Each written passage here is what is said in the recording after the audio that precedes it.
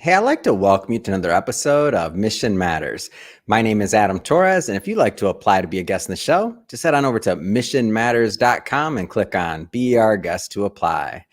All right, so I've been waiting for this interview for quite some time now. So we have Tiffany Shlain on the line, and she's going to be launching a book with us in Women Connect for Good. Big shout out to Dr. Nancy for making that intro to Tiffany.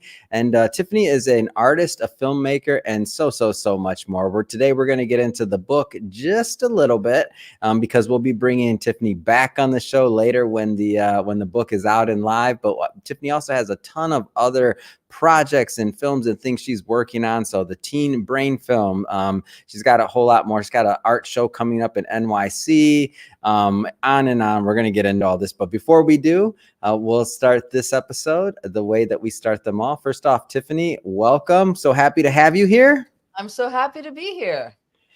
So Tiffany, we're going to start it with our Mission Matters minute. So at Mission Matters, Tiffany, our aim is to amplify stories. We get them out for entrepreneurs, executives, and experts. That's our mission. Tiffany, what mission matters to you? The mission that matters to me is telling stories and history in new ways. So I'm just finishing a film on the teen brain, and I'm taking very complicated neuroscience and making it accessible for teens and the adults that love them, and parents and educators. Yeah. And one of the big artworks I've done recently is called Dendrofeminology, a feminist history tree ring. And like the timelines you see at national parks, I have reimagined the timeline on a slice of tree to be about a feminist history tree ring. So both of those are examples. Like a lot of my films and work is telling stories in new ways or reimagining and highlighting histories you don't normally hear about. So women's histories, feminist histories in my work. Yeah, it's amazing. And we're glad to have you here. And I want to get further into this work. But I guess just to get us kicked off, Tiffany, how, as an artist, a filmmaker, a lot of different directions you can choose for your career. You mentioned the theme a lot to supporting women, supporting women topics, issues around feminism and helping and equality. How did you know, was this a progression? Had you always started here with your art and with your craft, or how'd you get here? That's such a great question. I mean, I think I always felt in my family, both my father and mother were feminists. My mother went back to school to get her PhD in psychology when I was 8. So I really watched her, and she wrote about successful women and their female mentors for her dissertation. And then my father, who was a surgeon, he also wrote a lot about goddess culture. Wow. How come in every civilization in the world, goddesses were worshipped? And what was the single event that kept happening that changed the sex of God from a woman to a man?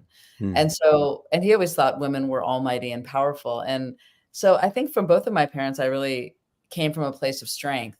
And then when you go out into the world, so if you grew up in a really feminist household where you can do anything, and then the dynamics of society where that isn't the case. And so I think in a lot of my work, it felt like my responsibility to lift up the stories of women and fight for women's rights. And I think, I've made a lot of films that deal with that. And now I'm making a lot of art dealing with that subject, sculptures. And, but I think all of my work is really, it usually comes from something I'm really interested in. I'm curious myself, being a woman in the world. I also have 2 daughters. So yeah.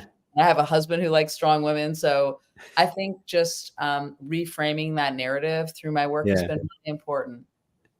That's interesting to me. I mean, for many reasons, but even just your household dynamic growing up, for you to say your father, he's a surgeon and a feminist, I've heard some variations of having that, but normally they're not surgeons. Normally they're they were, I'm not picking anybody. My dad was a hippie, whatever. So he was very open-minded when I, whatever, but normally they're not surgeons. My dad wasn't a surgeon. I feel like that's pretty forward thinking or evolved. I don't even know what the word is there, but that's unique. He was definitely an extraordinary person. And I think he had a strong mother. I think that I loved very much. But I think maybe it was having 2 daughters who are really strong. And I remember him telling me and my sister as young girls at the time that we had an amazing power, almost the way he talked about it, that it was more powerful and know how to treat it with respect and to do good in the world. So I feel like from an early age, and then, he, of course, he wrote these books about Yeah. women in power. I told you about the book about the alphabet, the goddess and goddess Mhm. culture, but he also wrote a book called Sex, Time, and Power, How Female Sexuality Shaped Human Evolution. So he wrote a Wow. lot about the brain and biology and power dynamics. So I think Mm. I've always been interested in that. And he passed away 15 years ago, but Mm. he had a strong influence. And then my mother, watching her, she was of the generation where really I think a lot of women felt like they had to decide of being a mother or having a career. For sure. Went back to school. So I saw her, both of my parents loved what they did. So that was never a Mhm. question, like, love what you do and Mm. be your own boss. That was another big message, that because as a surgeon and a psychologist, they were their own bosses. So I that was all and all three of the kids, my brother and sister and I, we are Yeah. all our own bosses. So it's really interesting on what they've instilled in me from a young age. Mm. It's made a big Yeah. influence. What about the entrepreneur? A lot of business owners, a lot of entrepreneurs that watch this program as well. Like, what about that slant towards entrepreneurship? I feel like that was also like unique. Be your own boss. Like, Mhm. is that That that is always entrepreneurship side in the family that was It always is, condoned? It and sounds, yeah. all of us are. I mean, uh, That must make for an interesting, like, whatever the holiday is, conversation. You have all these entrepreneurs, all these feminists getting it's a together, like funny to be thing, like, I a didn't fly on your wall, like, and during whatever holiday you're celebrating is interesting. it is interesting because, I don't, like, use the entrepreneur label. I remember a woman recently invited me to this Yeah, entrepreneur event. She's like, "You're such an entrepreneur," because, I founded the Webby Awards in my yeah. 20s, I and I've saw that, and I'm like, I mean, you may not like the word entrepreneur, whatever. I'm not saying you said that, but it's like, not you that I are an don't use it. entrepreneur. It's funny, I just have never, like, used it as one of I'd be like, "I'm a filmmaker, I'm an artist," Yeah. but I would never forefront entrepreneur because it's just a vehicle to do all these big Yep. projects I wanna do. So when I ran the Webby Awards for, 10 years, I was running a business, a lot of employees, and then, I sold that to start a film studio, and now I haven't, and I'm still making films, and I'm also making a lot of art and doing a lot of art Mhm. exhibits, and they're all businesses on some level. I mean, you Of have to course. all big ideas take money and management and Yeah. insurance, like proposals um, but I think that's very much in my DNA. But Yeah. I've always, especially now and where I am in life after I've done so many different kinds of projects, like Mhm. from the Webby Awards to lots of films to a Mhm. book to these art exhibits. And, I, with Dr. Nancy, we had in the National Women's History Museum, Mm. we had my sculpture Dendrofeminology, a feminist history tree ring, installed on the National Mall this last November, and we did a lot Mm. of feminist activations around it, which was really exciting.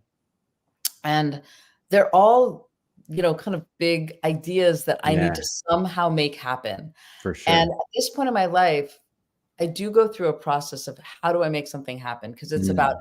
visualizing the idea, bringing the support around you to make that idea happen, Yeah. building a coalition of partners to make that happen, and then Mhm. you make it happen. Yeah. So even though they have different manifestations, whether it's a film in a movie theater or it's a book you read or it's Mm. a sculpture you see, they all take these kind of Mm. processes to make it happen. Yeah. So I want to take that a step forward. I like to work in kind of one of those pay it forward type questions whenever I can. So for the creatives out there, like I know like that have these big dreams as well. But like you said, you have to assemble a team. You have to figure out ways to make your idea a reality. Whatever word we're using, entrepreneurship, whatever the word is, right? Like, what kind of advice would you give to, let's just say, the new group of creatives that aren't quite as established as you? They're just kind of getting started. They got these ideas. They want to do these things. And in today's marketplace, like, what would you tell them? Sorry about that. I hope you might have heard my dog We're barking. dog friendly. We're dog friendly, kid friendly, cats. I want to see, you can have some whiskers come across. It's okay. Okay. So what I would say is that build support around you, that Mm. there's people in your life that are a little further along in a career Yeah. path, and reach out to them, take them out, offer to take them out to lunch. Like, Mm. I think our society doesn't have the culture of like mentorship and apprentice, but Ooh. it's a beautiful model from a long Yeah. time ago that we should really bring into the world today. But there's so many people that I wouldn't officially say like, you're my mentor, Yeah. but they were. I mean, Yeah. I reached out to them. I asked them for advice, took them out to lunch, kept them posted on projects. And I think there's mentors all around us. I mean, Yeah. older, younger, even younger, if like with the social media these days, they For can mentor. sure. But I mean, I think it's just a way of looking at the world that everyone has something to teach someone else. You Mhm. have something to teach someone, Mhm. and somebody else has something to teach you. So really looking in your life at like, what do you want to build on who you are Yeah. and who can help you get there. And I'm really into, like, I'm in part of a women film director group, and we meet once a month. And when I wanted to write my first book, I was in a writing group with just 3 of us. It was 3 total, but we turned in 10 pages a month. And I Wow. think it's about that support. I think that's a big thing that especially entrepreneurs usually are thought of like they're not really working by themselves, but a lot of times Yeah. they're, and really having, even if you own your own business or you're an artist or a filmmaker, which can be very solitary, to either create your own support group, create your own filmmaker group or artist group, and meet Yeah. once a month. That's all it takes to say, let's meet once a month and share our wins and challenges. And you'd be surprised on how amazing that is. Yeah, and I think sometimes what keeps people from doing that is like fear. Like they don't wanna connect. They're thinking about, I don't know if I'm ready to like get my project out there. I don't know. But like when you're having these meetings and stuff, you're not supposed to have everything figured out. Like I That's love that you bring up the concept of apprenticeship. When I think about like the formal apprenticeships way back in the day, if you wanted to, make shoes, you're probably what 5-7 year apprenticeship. You want to be a writer, you want to be this. We're talking 5-7 year right. apprenticeships just to be able to do something. Versus now, I feel like sometimes people have this unrealistic expectation on themselves because because you can start something maybe quickly online or something else, but they That's, feel I like they're love that supposed to you're have it saying all that. figured out. Yeah, you need to put in the work. And I think, and one of the I mean, listen, there's been so many great Yeah, things about the remote culture. I mean, as a for sure. working mom, it's amazing. I always ran my own business, so we always only went in twice a week. That was Yeah, like my company. You could be home 3 days a week. We went in twice a week so we could work collaboratively. yeah. But the thing I worry about is there's so many remote work situations. And I interned at film studios, and I would just watch them. I was doing the most menial tasks, but I was watching them do their meetings and negotiate and talk about things. And I learned so much from just being there. And Yeah. now there's so many people working remotely. The other piece of advice is like, if there's any way that you can, you know, work somewhere where you're physically watching other Hmm. people do what you want to do in the world, is so helpful. Mm. And that's not really a remote thing, because I think the most I learned was in the cracks in between and Yep. things in between the meetings. It's the And conversations in between meetings. It's all the other exactly, things. Like exactly. that's where Yeah, the real knowledge is transferred, in my opinion. yeah, completely. Hmm.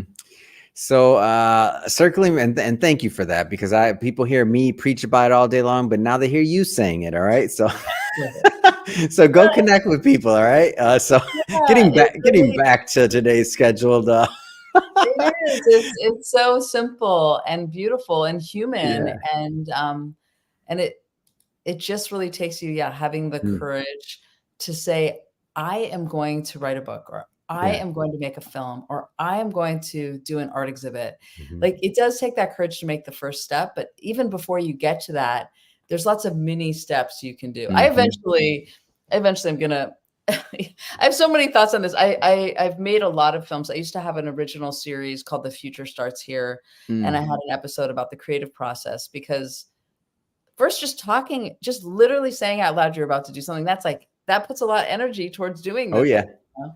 For So me, I always say, I'm on the hook for this. I said it publicly. Dang it. No. exactly, exactly. Even That's when, like always a mixed bag for me. I'm usually regret no, but whenever it's I've great done because that. it So holds you accountable. Like, when I know, but it's more work, Tiffany. my first book that I wrote, my family and I, now almost 15 years, we turn Hmm. off screens 1 day a week, and it's been this like life-saving. Hmm. I just felt like the screens here. I founded the Webby Awards, and I'm super interested in technology, and then it Yeah. started taking over. So I started turning off screens 1 day a week, and it helped so much. And then when I was nearing 10 years, I thought, I Hmm. need to write a book about this, because it's this very ancient idea. And anyone can do it. And it's this ancient Jewish idea called Shabbat. And Yep. it's like yoga and meditation, like everyone can do it, just one day rest, no work. And so when I decided to write the book, I thought, well, publicly now everyone's going to know that my family, like I turn off my screens one day a week. So it's like this major accountability, which I think is good. Yeah. And, you know, even when I wanted to put the feminist history tree ring on the National Mall, I said it out loud. And it's an amazing power to say a vision out loud. Now my dog really, wait 1 second. Okay. Yeah. Give me 1 second.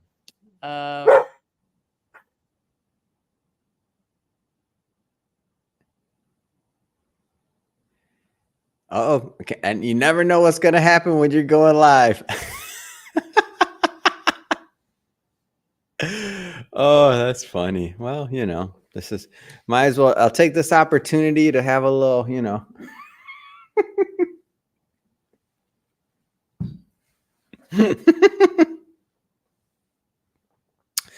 Well, Jai, what do we do when we feel time? Sorry, there was so many noises happening. I couldn't. It's okay. This is the part that goes viral. It's live. It's fine. It's called the reality of like doors opening, being a working mother in the 21st century. Anyway, that's good. The dog should have. If you're gonna do it, you got to really do it. Tiffany should have came in, like jumped on you. You fell over. Like if you're really gonna do it, if we're gonna go viral, I mean, come on. You can't just walk away. You gotta let real chaos happen. It was happening. Well, but one thing I was gonna say is,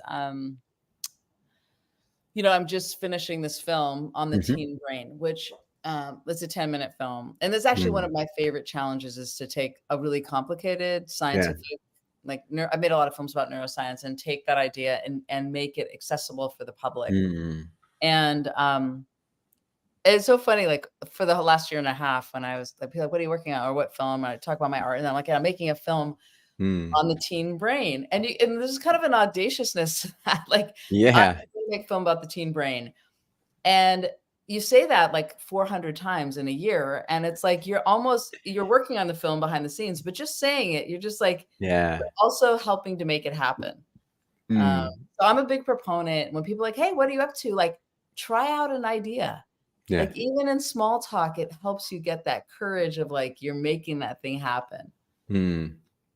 So Tiffany, I want to, so for everybody watching, so just to kind of tee up the book project, which we're not going to talk about that much today, as I mentioned before, but we're doing a book. It's a collaborative effort between Mission Matters, Women Connect for Good, an amazing group of authors that Dr. Nancy O'Reilly has curated and brought together. And I just want to, we're not going to get too far into the content or anything like that today, because Tiffany's coming back on the show, and that's the next interview I do with Tiffany. That's all we're going to talk about. But all I want to know, Tiffany, is, are you excited?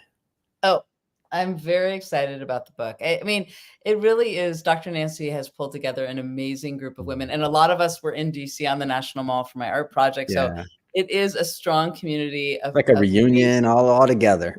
It's amazing. I can't wait to read their chapters, and I loved working on mine. I love writing. It's very amazing. Very it helps you, I think, writing, to have to go deeply on a subject. It's like helping you clarify your thoughts on the subject, and you have the time and the space to do it. And in our world, which is just flying by so quickly, you rarely get that kind of deep thinking time.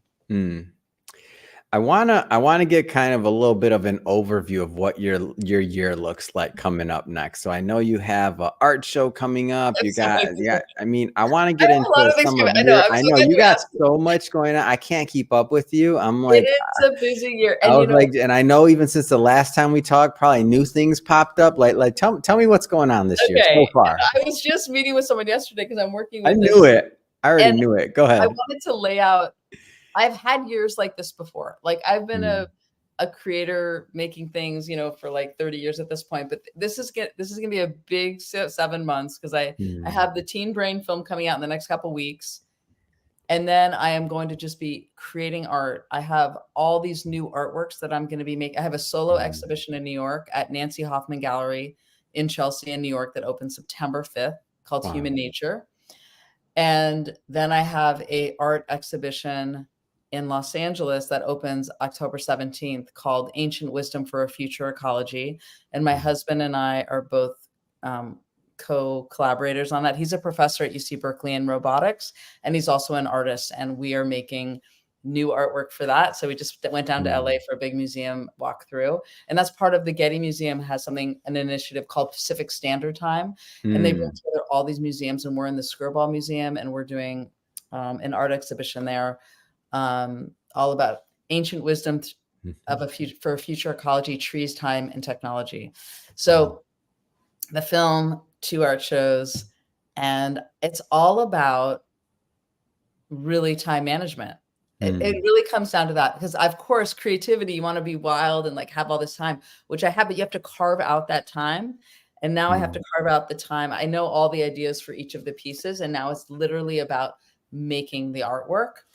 And I love doing that. So, but there is a lot happening in the same time period. So I just have to be, first of all, always take my days off on the weekends, because no screens. And that's when I completely reset. I think we're living in a time where people don't ever turn off their phones. So they don't ever recharge.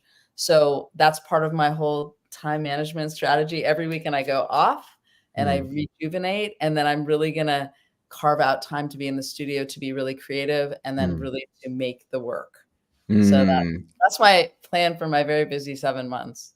And you plan for so it sounds like you also plan for your creative times. Am I off on that? That's really cool. Like so what goes into that? Like what goes into that? Wednesday is like no meetings. So I go to my studio and I really try to there's no meetings, and I am just in no meetings, probably very limited phone calls, like anything else. Like if you don't have to do something, then you're like, you want to wake up pretty like light, right? Yeah. You have to create space. Yeah. To create and to think. And I do that a lot on my days without screens. Most of my best ideas come on those days. And I look at creativity like an athlete, like, when am I most creative? Without screens. So that day is such a great day for me. And I try to have other little pockets throughout my day to think. Because I think we're living in a world that doesn't give us a lot of time to really process all the information we get. Yeah, I think this concept of like disconnecting, which you've mentioned multiple times, is it's an important one, and I try to do it at least one day a week. And when you brought up Shabbat, I laugh at that because I remember this is my book that I called it 24/6 instead of 24/7, because text Shabbat, it's like my saving grace, really. Yeah, I think I remember the first time, like when I went to Israel, and I kind of knew what it was, and I've been in LA, so I know, but I didn't know. But it's something else to be like in an elevator that stops on every floor to remind you. Shuts down. It's like it stopped on every single floor, like all the little nuances. And then I thought about it, and I was like, wow, like I was like, obviously, well, I shouldn't say obviously, but I'm in media, so it makes sense for me to be in LA. But I'm like, wow, what if I lived in a world that was like that, to where it's like a reminder and a reset, like for families to be together, for people to spend time together, for community. Like it's a different way of life that much of that I prefer to what we're on right now. I couldn't agree more. I mean, it's interesting because I don't do it for a religious reason. Like in Israel, there are many religious Jews. Like it is a religious. Oh no, for sure. And so I'm Jewish, but I was like, I have never needed some kind of boundary of work and rest. And here's this ancient ritual of Shabbat that if you go to Israel, the whole country shuts down, no buses, no nothing. You're forced to stay still. And so my husband but the interesting part though is everything's still fine. Totally. Everything functions. So we have this conception that's been kind of, whether it's fed to us or we fell into habit, I don't know. I'm not getting it. I'm not going there. But we have this concept that if we disconnect, it's not going to be fine. But then you have a case study like Israel, where when everything opens back up, guess what? Economy keeps going. Business still go. Like nothing disappeared. It's okay. It's really amazing to think about that. And so that's ultimately why I ended up writing my book, is I was like, wow, I do yoga, I try to meditate, and here's this other ancient, beautiful idea that's withstood thousands of years, and it's available to anyone. So that's why I called it 24/6 instead of Shabbat, because I wanted to almost like remove the religion part and say, this is just a brilliant idea that can change your life. And as a creative person, it is literally the foundational moment of my week. When Friday night we have people over for dinner, we have a beautiful conversation, beautiful meal. And then Saturday is just about me thinking and writing and like walking in nature. And then I'm excited to go back online every Saturday night. Like what's happened in the world? And I think, you know, lately I'm mostly hoping for peace. That's what I'm hoping happens when I come back on. But I've now done this ritual for 14 years straight, and it's changed my life. And I think I've been more productive. That's the irony, is that we think, oh, I have to be online. No, I'm more productive now when I've truly turned off and refreshed. And I don't think that's just because you're a creative. I think any field would benefit from that. Just throwing that out there. Like, I don't think that. No, there's a lot of like business. The book, well, I wrote it for my own practice, but a lot of it's been listed as like a business book, because it's about time management. And that word sounds so like cold in some level, but it's a strategy. It's like, how do I work smartly so I leave room for joy, and creativity, and productivity, and really create some boundaries around all of those things? Because I think technology, I mean, obviously I've been thinking about technology a long time with founding the Webby Awards in my 20s. It's made everything so blurry. It's blurred every distinction. You could be like working from anywhere you can, but actually I think some boundaries are good. I think we need some boundaries back. I'll tell you one of the funny blurs. I had this conversation last night, and it was that a particular person named Greg, founder of Above the Rim Consulting. So good guy.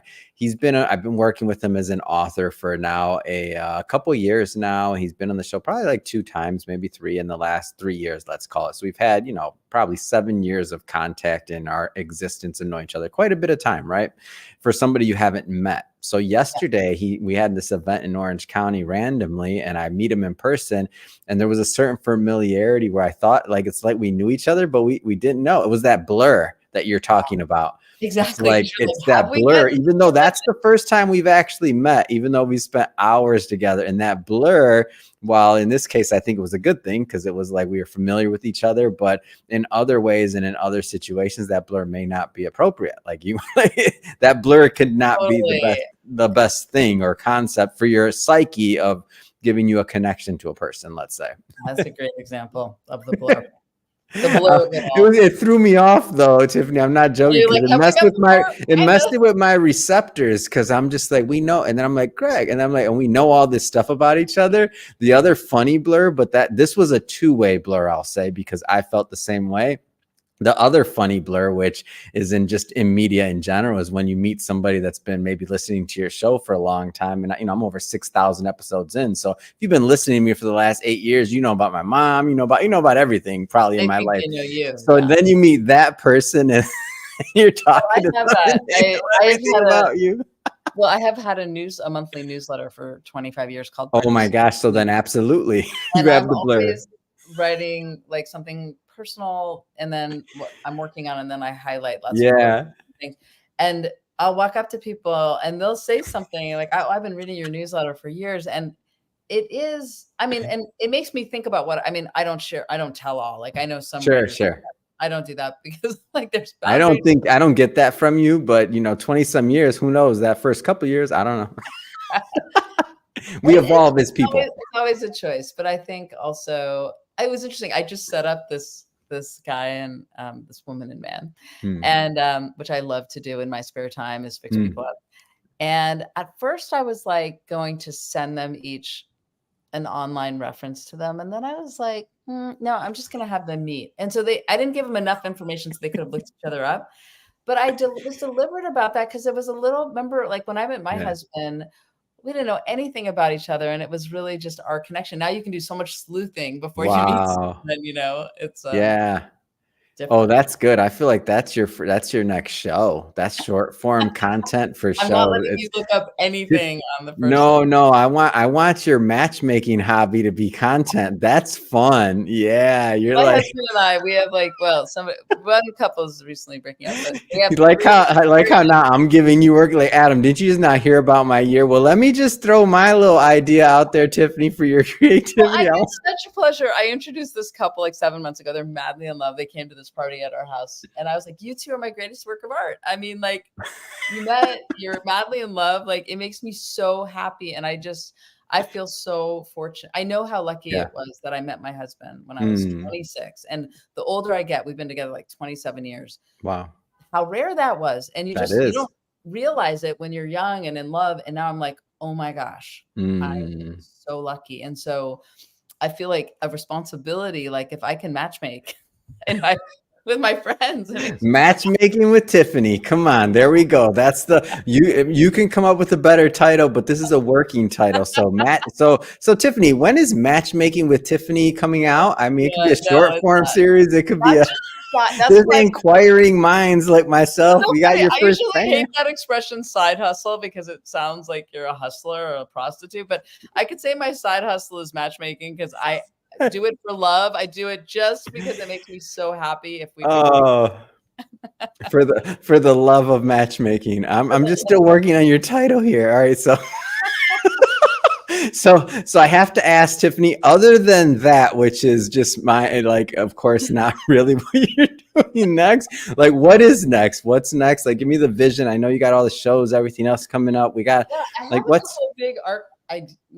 projects that expand on the dendrophenomenology.